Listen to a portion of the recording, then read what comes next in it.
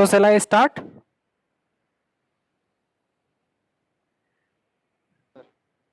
Okay. So in previous class, we were discussing object, and we also see some what are the C++ and what are the advantages of C++, what are the uses of C++, and what is object. We have discussed in last class. Okay. 1 minute. I'm just pausing.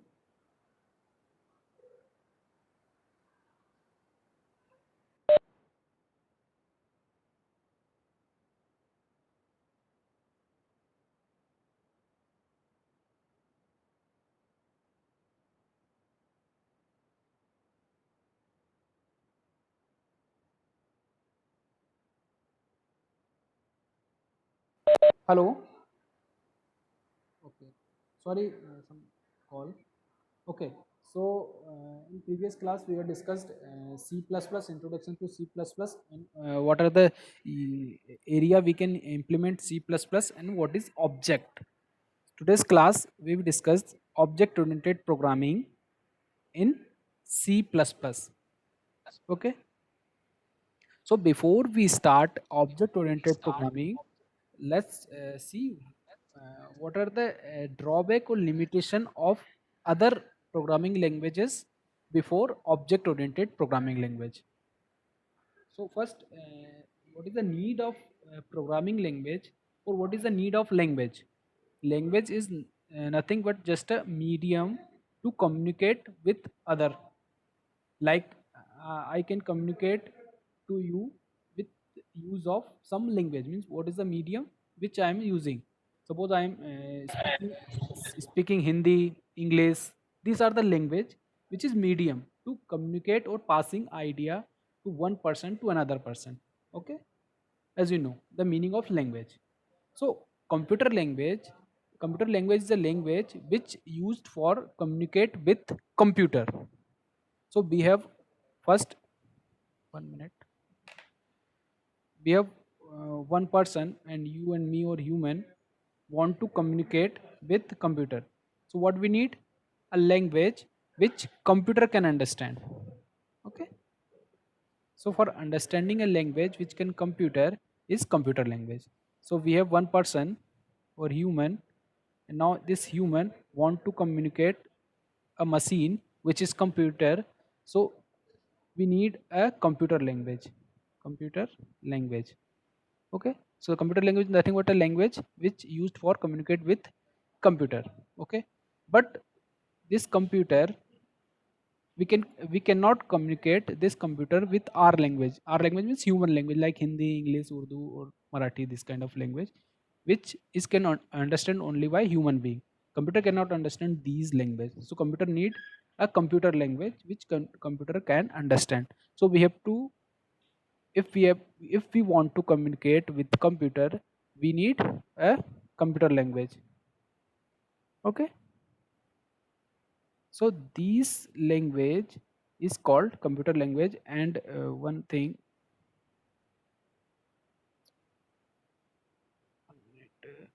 so this computer can understand only machine language.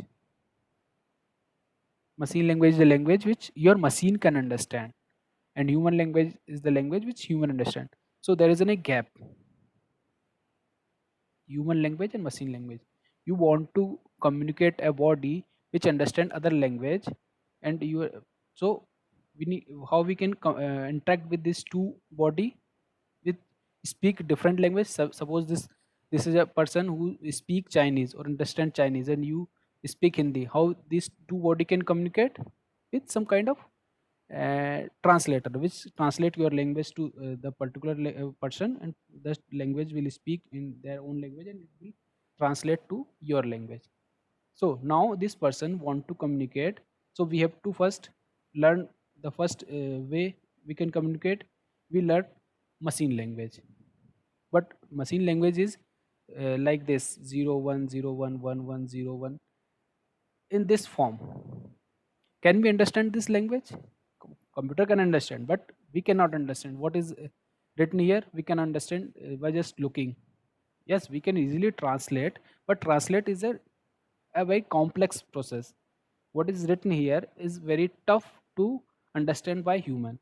So machine language is not a right way to communicate with machine. So we develop another language which is assembly language. Okay, but in assembly language we write code like this: add a b. Now we can understand this assembly language want to say add these two variable a and b. Okay, suppose I write move a b means now I can understand this statement is telling move the value of a into b. Just I write jump 2000 means this instruction is instructing to our computer to jump 2000th number line number of 2000 in code. Okay, so these kind of instruction we are passing to computer is understandable by us or human, but can be code means we can develop a software which is used for some real time application like we want to develop a software for suppose big market, big bazaar, supermarket, or kind of dmart using this language. It's very tough, or I can say it's not possible to develop a complex software using this assembly language. So we have developed another language which is procedural language. Using procedural language we can develop that kind of software which you used in real life, real time, or real life applications. Like supermarket, we can develop a software with the use of procedural language for a supermarket or hotel or hostel or hotel or this kind of application, booking system, movie for book the ticket for movie. So this kind of software we can develop like c is a procedural language. Using c language we can develop this kind of software, but there is again some limitation. This code is very lengthy. Suppose there is an I am developing a software for just take a dmart. The code the number of line in this code is suppose 10,000. So understanding this code is not understandable by us by just looking. Suppose there's some kind of error occurs, so we have to scan all 10,000 line. Okay, so this there's some limitation or some we can say drawback. We cannot easily understand this code if your code is very lengthy. Okay, this language also C means C use some function. It's divide your code into a smaller part. As we have discussed in the last class, F1, F2, F3, F4 means, or you can say C is a functional oriented language. We divide our code into smaller piece of code. Now you can easily understand and use this code. Okay, but again there is some limitation. This limitation is using this language your data is not secure. You are sharing your data with all the functions, so you are losing your security. So you need some kind of language which provide data security, which is very important. This, today's time data is very important and security of data is also very important. So we need now a language which provide some kind of security.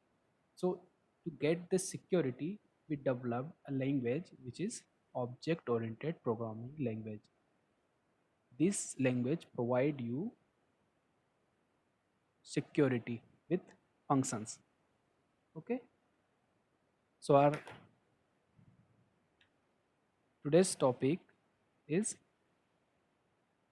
object oriented programming language in C++. Okay, so now start object oriented programming. This is the simple introduction what I have discussed right now. Why we are working on object oriented programming language? Because it's a easy language. It's function oriented with data security. It's provide data security. So as name suggests, as you can see here, object oriented programming, as name suggests, use object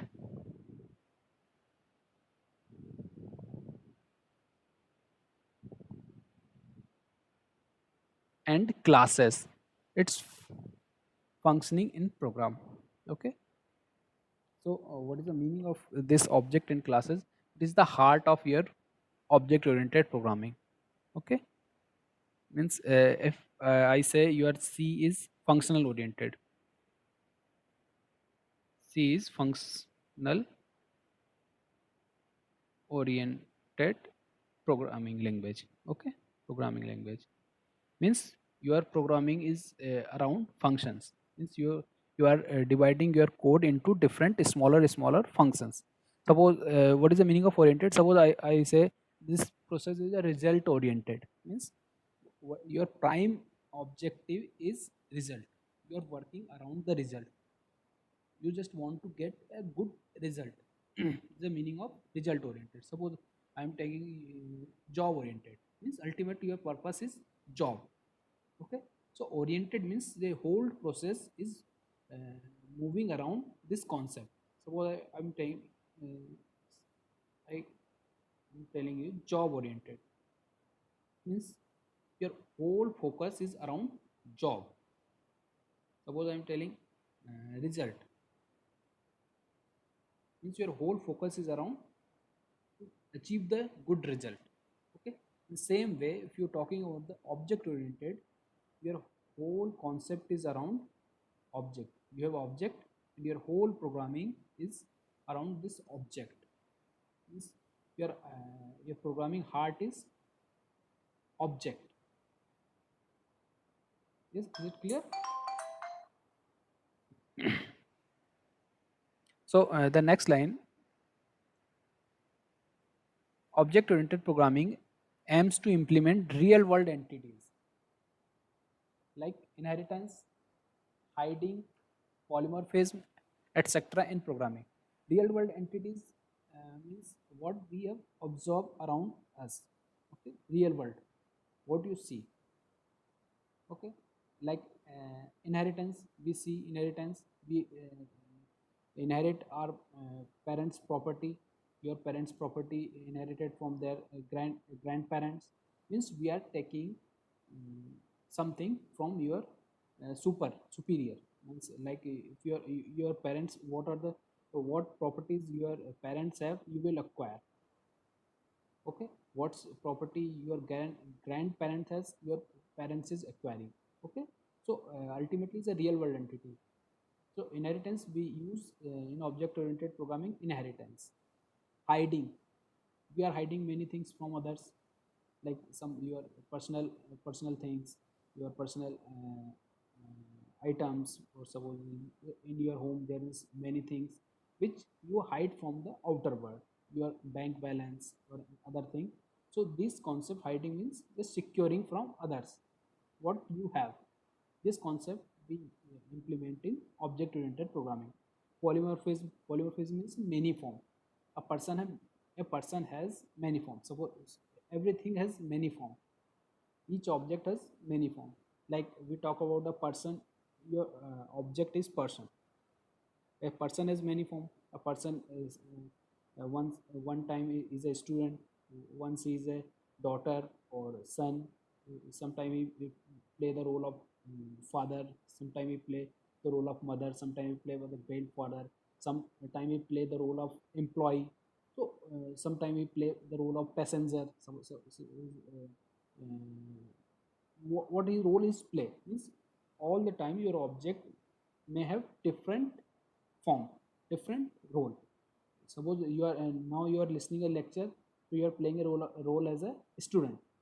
After this lecture you will do some domestic work and you are carrying your parents, so you are playing your role as a son or daughter. After some time you will get married and then you will play a role of husband or wife. Okay, so every times many times your role is changed according to the environment or syntax, or I can say. So polymorphism we use in object oriented programming. So all these things are the real world entity, so you can easily understand what exactly going on in your program. Okay. So the main aim of object oriented programming is binding data and function into a single unit, as we have discussed in the last class. Okay. So this function, the operate on them so that part of code can access this data except that function, means what you are binding to a single unit data and function, so that function is belong to that object, is only can access that uh, item or data. No other person is no other person can access your data. Suppose you are living in your home and there are some belongings belongs to you only, no other person can use. Suppose in your home you have TV, so this TV can use by your family member only. The person or peoples belongs to your family. No outside person cannot access your personal item like TV. No outer person can access your TV because it belongs to you only. Okay. So this is ultimately the meaning of object oriented programming. You are binding your data means your belongings, with functions means what are the uses of that items. Okay. The object-oriented programming is a way of solving complex problem by breaking into smaller problem using objects. So the your program, suppose you have a program with a huge program. It has suppose 10,000 lines. You break this program into smaller part as object. You define object for that purpose, object for that purpose, object for this purpose. So ultimately you breaking your program into smaller part as object. So that's why we are calling this is object oriented. Means ultimately the heart of your programming is this program language is object. Before object oriented programming, commonly we refer as OOP. OP. Okay. Object oriented programming, in short we call it is OOP. OP. Okay. Programming were written in procedural language. They were nothing but a long list of instructions. In this as I mentioned before, this before OOPS there's a procedural language. It has line of code 1 2 3 8 up to what is the length of this program, about 10 million lines. So there is a long listing line of instruction you're passing to your computer. Okay. But in object oriented programming you are breaking your code into small piece of code, smaller piece of code. Now you are passing this instruction to your computer. So what is the benefit of this? Now you can easily understand your code. Okay. Some If some error or problem occur in your code, you can easily debug or rectify that problem. And this way you can also distribute your code to develop many developer. Suppose there is a work to build a ball in programming language, procedure programming language. Only one person is going to build this ball. But in object oriented programming, we can break this ball into many parts. Many person now can build a ball, so it can easily build in less number of time and easily can rectify. Suppose there is some kind of damage occur, so we can change on only that part of ball only. We cannot just build again new ball or just complete ball we have to scan. Okay. So it's a very easy.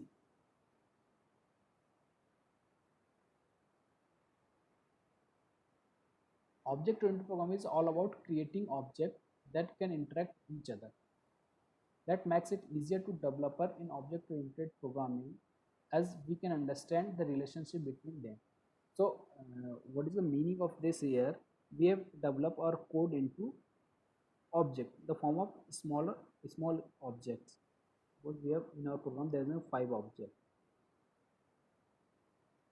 These objects can communicate with each other. Okay.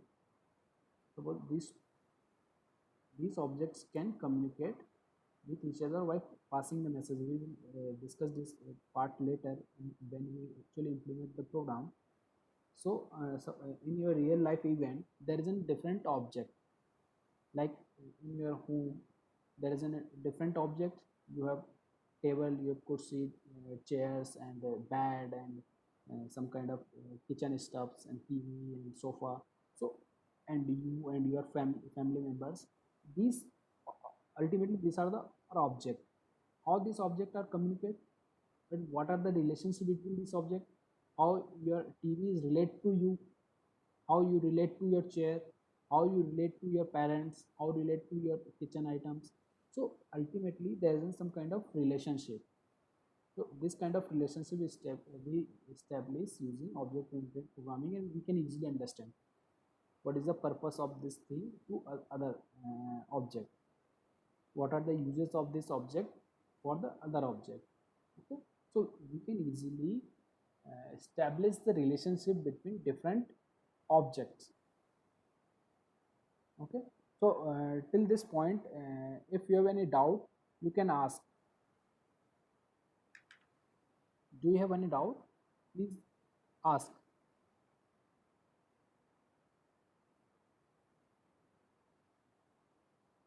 Or shall I continue?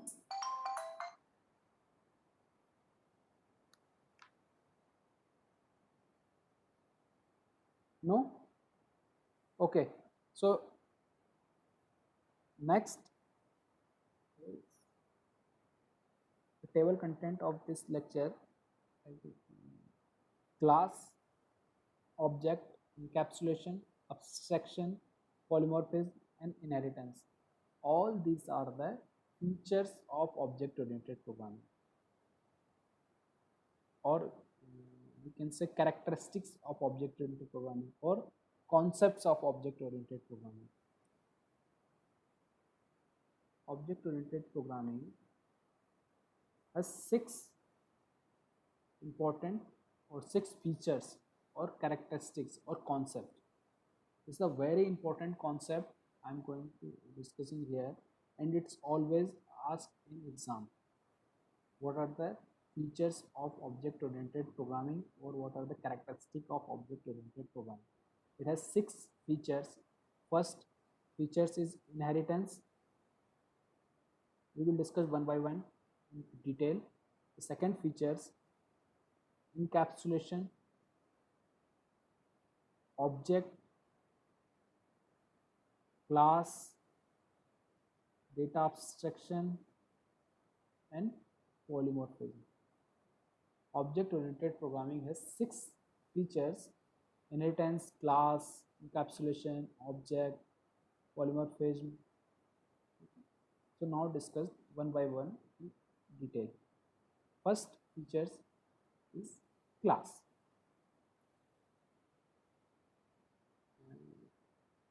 Any one of you can tell me what is the meaning of class? Don't look look at the screen, just tell what is the meaning of class. What do you understand by the class? Please unmute your mic and speak. What do you understand by class?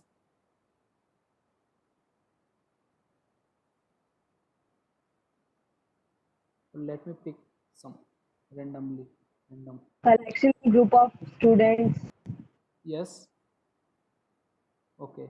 Collection and group of students. Okay. Good. Good. Collection of students. It's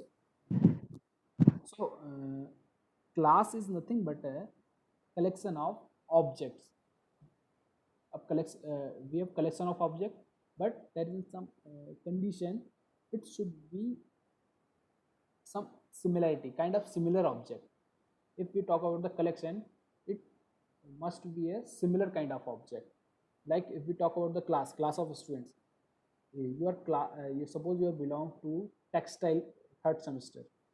Okay, so this is the one class, and in this class the students who have similar, they are similar in some kind of nature. Like all these students is studying in third semester in textile. Is a similarity. All these students belongs to third semester textile student. This is the similarity. Suppose you are belong to textile chemistry, then all the students, suppose I am telling the students of textile. So the in this class, there's all the students who belong to textile chemistry, maybe first semester, second, third, fourth, fifth, any semester. Means class is just a collection of object of similar type. Suppose I am telling class, fruit class. In this fruit class, all the fruits will part of this class.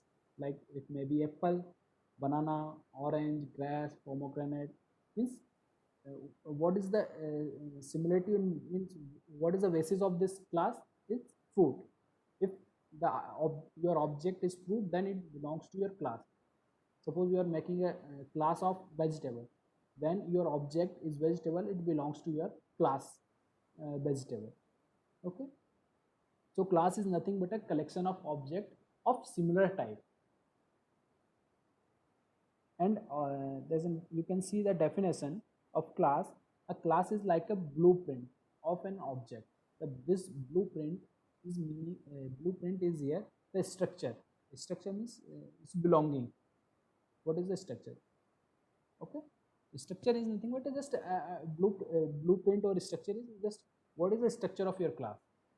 Okay, suppose you are creating a structure or a class or blueprint is person.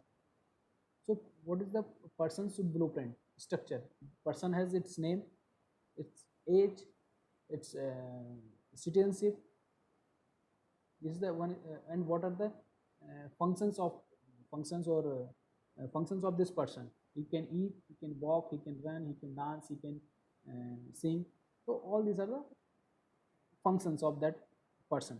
So all the person who has name, who has age, who has citizenship, who can walk, who can talk, who can run, who can eat, all this similarity, then this person is belongs to your class person.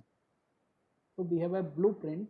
In this blueprint, we are defining your structure. Suppose we are creating a structure person. So person's structure I'm defining first is name, its age, or suppose an citizenship, and its function. Some function: person can eat, person can walk, person can sing. Okay, so the person who has some name, age, citizenship, can walk, talk, or sing. So the person who has all these characteristics will belong to a person category, a person class.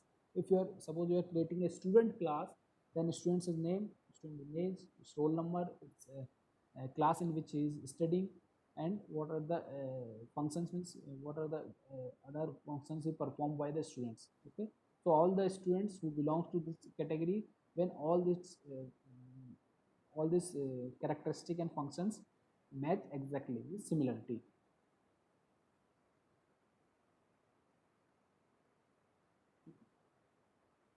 So class is nothing but a collection of objects and its logical entity. It's not a physical existence. Just try to understand this term, logical entity. Person, as you have, you can say person. Person is a logical. Person is not a physical presence. Person, suppose a person is Rohit. Rohit has a physical existence. Suppose person Rohit, name Rohit. Rohit has a physical existence. Suppose the person is Mohit, then this Mohit has a physical existence, not a person. Person is a logical. Like I'm talking about the fruit. Fruits is a logical word. Fruit has not an existence. Yes, apple has existence, banana, and suppose orange. These are the object which have the physical existence. But fruit word is a logical entity. It has not any existence. Person is not, person word is not existence. This Rohit, Mohit, Sumit has existence. Real world is a real world entity. Okay. So person is a logical entity. The building block of C++ that leads to object-oriented programming is a class. and it is a user defined. User is defining again structure of your class. User defining its type. Suppose I'm creating a class student. So what are the structure of your student you are defining? You want to only consider the roll number and name, it's up to you. You are defining. Suppose you want to consider three attributes: the name, roll number, and age. So what is the structure which user can define the structure of your class? And it says two kind of data we are storing here. First is data member. As we have discussed, in structure it has data members and functions. Sorry, in structure there is only data members which is variable name. Okay, but here in object there is a function as well, or class. In class there's a two thing we store in our class. First is your data member, second is your function, which can be accessed and used by creating an instance of the class. When this term will clear in when you actually implement the program, but I'm just explain explaining. When you create your class, it will be accessed by you when you create an instance of that class. I will clear this point when we discuss actual programming. Okay, just skip this. For example, let's the example of class. Consider the class of cars. In this class, there are many cars with different names and brand, but all them will share common properties. Like all of them will have wheels, four wheels, speed limit, mileage, range, etc. So this class has many cars. Each car has its own name, brand, and it share the similar properties. Like all car will have four wheels, some kind of speed limit, mileage, etc. Okay, so car is a class, and wheels, speed, mileage are the properties. What are the properties of your class? Like I am creating a person class. What are the properties of person? Its name, its age, its citizenship. Okay, there are some key points of classes. A class is a user defined data type. User is defining the structure of class, and it has two thing will class will store. First, data members. What are the data members? What are the variables? And what are the functions it has? Each class has two things it will hold. First, data members. Second is functions of your class. Next key point is data members are the data variable, and member function are the function used to manipulate this variable. Means what the data members you are defining under a class, which manipulated by only the function who belongs to that class only. Means there's a simple meaning you can understand by the example. There is some item, some you're talking about your home, and you have a TV. Just I'll explain it. Okay, so you have TV, so the TV can be used by your family member only. Means the function belongs to that class, then only that function can use that item. So again I'm just reading. Data members are the data variable, and data function are the function used to manipulate this variable. Okay, together these data members and function define the property and behavior of the object in class. The last point, in the above example of car class, the data member will be speed limit, mileage, etc., and the member function can apply brake, increase speed. So this speed limit, your mileage, these are the data, your data. And in this function, brake, apply brake, increase speeds are the function of your car.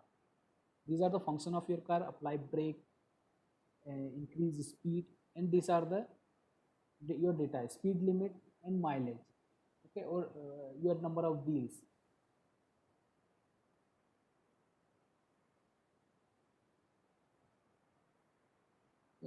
we can say that C plus class in C++ is a blueprint presenting a group of objects which share the common properties and behavior. As I told before, class in C++ is just a blueprint, and this using this blueprint we can create different object. Okay, the structure of all the object will be same, like blue, as in any one of you can know the meaning of blueprint? Kindly unmute your mic and speak. What is the meaning of blueprint?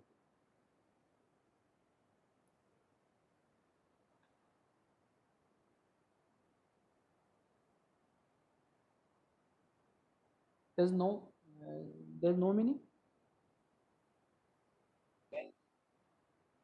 Yes, please speak.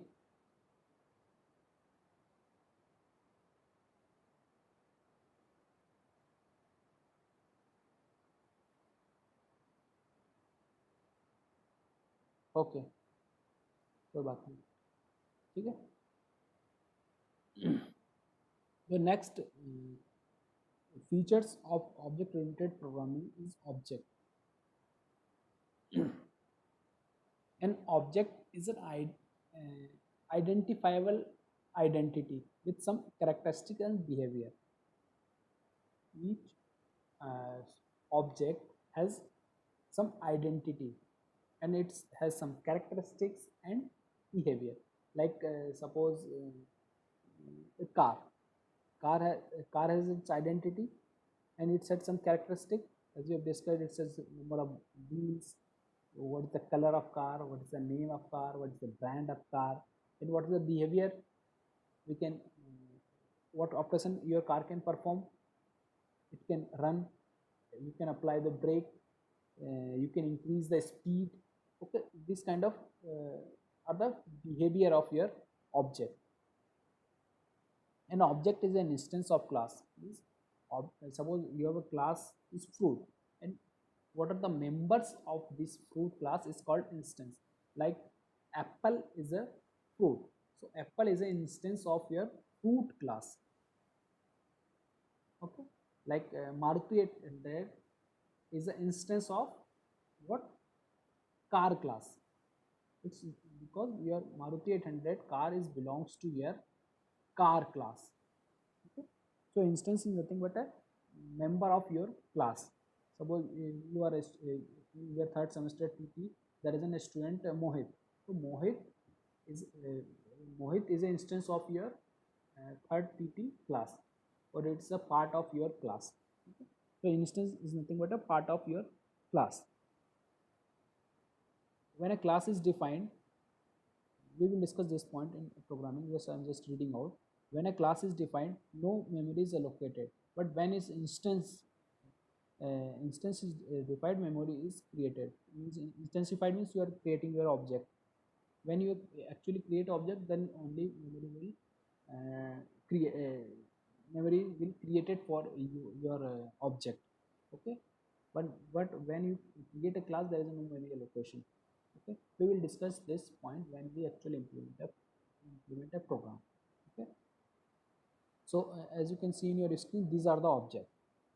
Your table, study table is an object. Your fan is an object. Your car is an object. Your pen is an object. Your keyboard is an object. What actually the real world entity is an object which have its characteristics, or what we can say properties, and its some functions. What are the characteristics of a fan? What are the attributes of your fan? Its fan name, its brand, number of beans, or the color of your fan. These are the attributes. Okay, so what are the functionality, what the function performed by your object, fan object. Okay, it can run, switch on, switch off, or what you can call, what are the functionality of your object. So now I created a class person. So the keyword I will use when I defining my class is class space your class name. Here my class name is person. Curly braces open. Then you will define your attributes or characteristics of your class. first characteristic of my class person is name, second characteristic of my person is id, what are the identification number of this person class. Then your method or functions, this has one method get detail or function, what are the functionality of this person. Get detail, I implement a function. Here I just write public, it's an access specifier which provide the permission. We will discuss different access specifier in detail in upcoming classes. There's three access specifier: public, private and protected. Okay, here void is the return type of your function. Your get detail is a function and its return type is void. Curly braces close, semicolon. This is the simple structure of your class, how you can create a class. Then your main method, and you're creating a person p1. Now this p1 is object, belongs to person class. Okay, this is your structure of class. Is it clear?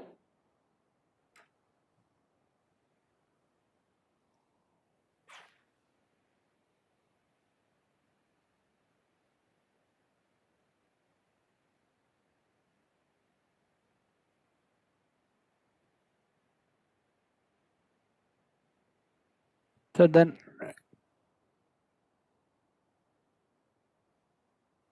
let's discuss one more concept or one more features of object oriented programming in today's class, which is encapsulation.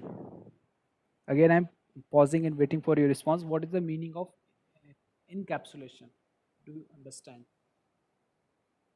You have heard this word encapsulation, the simple English word. Capsule. You have heard the word capsule? Please speak if you heard this word capsule and what is the meaning of capsule.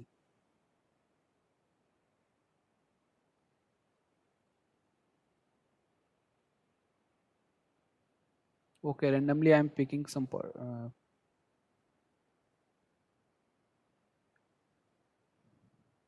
Vikas Chaudhary. Vikas Chaudhary, are you listening? Unmute your mic and speak. Yes, sir. Please, no, please speak. What is capsule?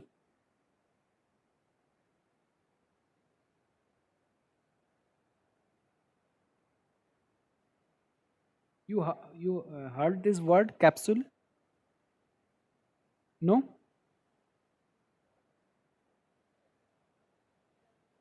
Okay. Bisal Singh, are you listening? Bisal Singh, I am unmute you. Please speak. No? Only 23% are attending this class, and I'm not. I can't say how many people are you listening. Attendance criteria is very critical. I will submit your actual attendance, and maybe you suffer some problem due to your attendance. Okay, so please attend all the classes and encourage all the other students to attend the classes. If you have any doubt, you can ask anytime, but you have to attend the class. There is no alternative to attend a class.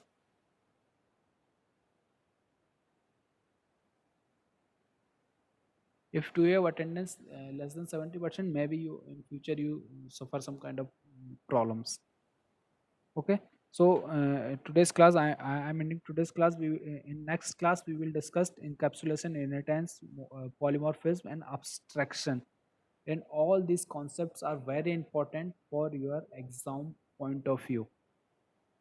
So please be focused and listen and attend the class, not just join the meeting and leave your phone somewhere. Okay, thank you. Just write P in attendance or sorry chat with your class. If you're TT then TT, your TT and P, and TC then TC and P. Okay.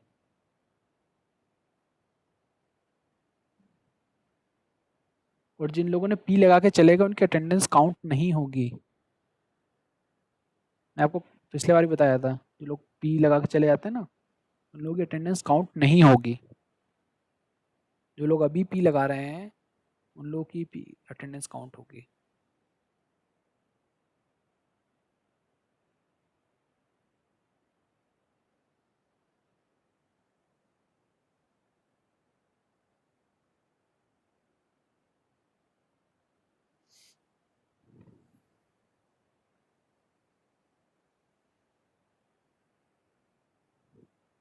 ठीक है, अब सारे लोगों ने chat में P लिख दिया हो तो अब लीव करते जाए मीटिंग।